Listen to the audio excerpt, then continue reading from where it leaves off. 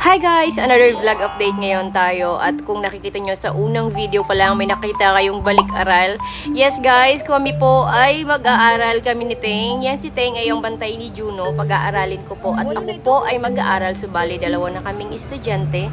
Kaya samahan nyo kami mamili ng aming mga gamit.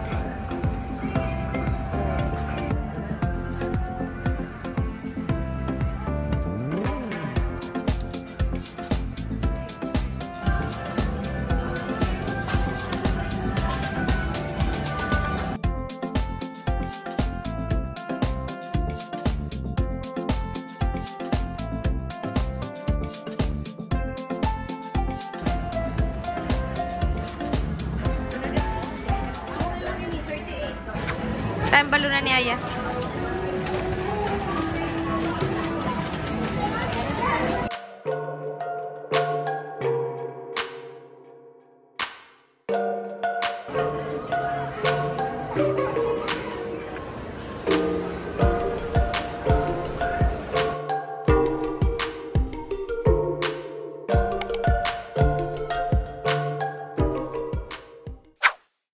So yun nga, kinabukasan ay inasikaso ko naman ang aking uniform at pumunta nga ako sa isang patahian kaso hindi sila maka-entertain ng another guest nga. Dahil nga marami silang rush, naisipan kong pumunta dito sa aking kaibigan na si Risetot Parautot para makipag-chisbisan, char.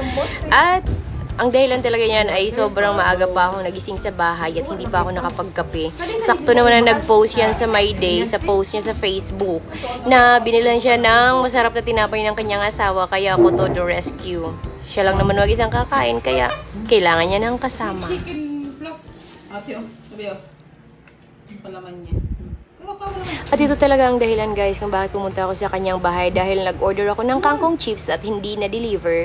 Ayan, nag-order ako ng iba't ibang flavor. Marami silang flavor dahil reseller siya ng kangkong chips sa Masbate. At dito ko na rin trinay sa kanyang pamamahay. Manamit bagad sige pataray na sa suka baga. Sabi ko tingin para tawakan ni Ate Risa mo. Kita na duwa kay masuka-suka baga kita. Ginasaw-saw galing sa suka. Sabi ni Hani ko, tulan, ay kuhanin ka na bunganin ka sa kuhaan. Hindi niya ta, kakulmit namin sa plastic. Para tawa ko kanting kay sabi niya ting. Tausaw. Yaman natin, yung kay mga lumot. Mga lumot. Nagdinaw, ate mo. Dahil nga sa sobrang busy ko maghapon, hindi ko na malayan ang oras, alas 5 na pala. At pumunta ako dito sa isang patahian dito sa barangay na Laguna. Sinadya ko talaga guys na pumunta dahil nga rush. Dahil hindi ko naman talaga alam na ang pasukan ay August 5, akala ko next month pa. So ayan, nagpaparush ako sa kanila ng aking uniform. Gabi na yan ha. As in, nagmakaawa talaga ako niyan. Marami pang rasones niya si tita na hindi siya pwede. Pero at last, thank you so much Tita Lydia dahil napapayag ko po kayo. Sabi ko sa kanya, nabibilhan ko siya ng lang flash. Ano ba yan? Yung flashlight sa makina. Kasi wala daw siya noon. Sabi ko, bibilhan ko na lang siya as a gift. At bonus na rin. Kasi nga, syempre, luka-luka din to si Jubilin. Hindi na malaya na ang oras at petsa na pagpapasukan na pala. Sa mga di nakakaalam, sa mga matagal ko ng subscriber, gusto ko sabihin sa inyo na ang pagtawid sa kalsada ang isa sa mga fear ko na kahit until now ay takot na takot pa rin ako, kailangan ko ng kasama. Minsan kahit sa ganitong edad ko ay nasasagasaan pa rin ako.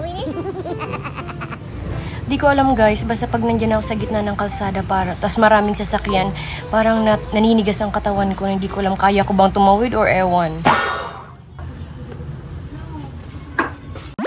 At ito na nga, nandito na tayo, nakarating na tayo sa Susan Commercial. Dito kami nakabili ng tela na peach 12, magandang quality daw para sa uniform. Doon ka sa uniform sa MC? Ano sa cream?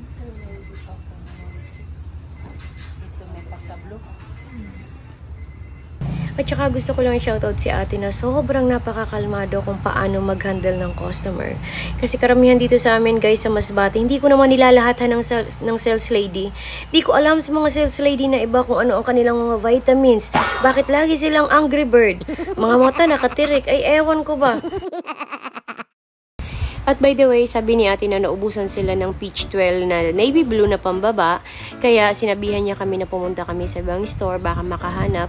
At ito na nga, pumunta kami sa isang store at ito ang nangyari. Tela lang naman ang aming target, pero kaya nga talaga ayoko pumunta sa mga ganito, lalo na pag wala naman sa plano. Kasi kahit ayoko, basta makita ko na para kay Juno at para sa akin, syempre kukunin ko yan kahit wala sa budget. Ay, ewan ko. May nakaka-relate ba sa akin mga kamamis na kahit wala naman sa plano, pag pumunta kayo sa isang lugar, tapos may makita kayo tapos magustuhan nyo ay bibilhin nyo talaga. May ganyan ba sa inyo? Sa mga oras na to habang ini-edit ko to guys, kaparkers, ay sobrang natatawa na lang ako sa sarili ko kasi tela lang naman ang hinahanap ko. Bakit pati mga tasa, mga baso, nakuha ko na? Ay, hindi ko alam.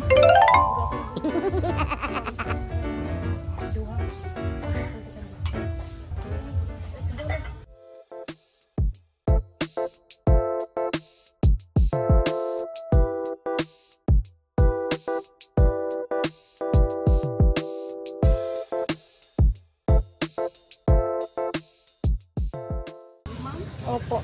Ay, siguro kung nagdiretso na ako sa bahay, hindi pa ako nakagastos ng 800, 900 na naman. Hindi iniisip na ang 1,000 pag nasuklian, wala na.